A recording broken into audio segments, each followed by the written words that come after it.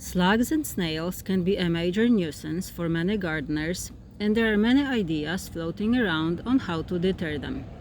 Some of the ideas are myths, and I'll debunk them here, but I'll also give you methods that do work.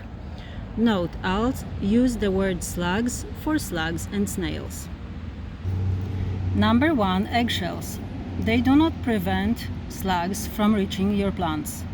Slugs will cross them without a problem.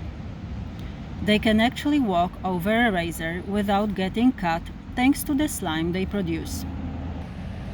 Number 2, cucumber peels in aluminum trays. It is said the combination produces chemicals that slugs do not like, but it definitely doesn't deter them in any way, and you can watch my short video of slugs eating the peels in the aluminum trays. The link will be in the description.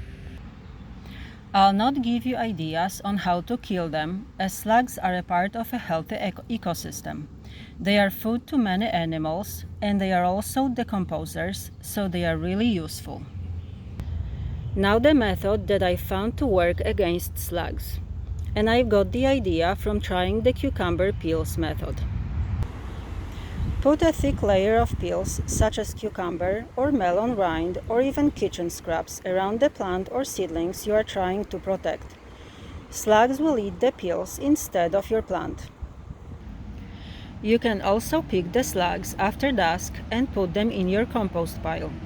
They'll stay there as they'll have enough food, and they'll come useful too at decomposing your compost. You can also cover your seedlings with old strainers, mesh trash cans, colanders, which will protect the seedlings from slugs as well as birds and other animals, but will let sun and rain through.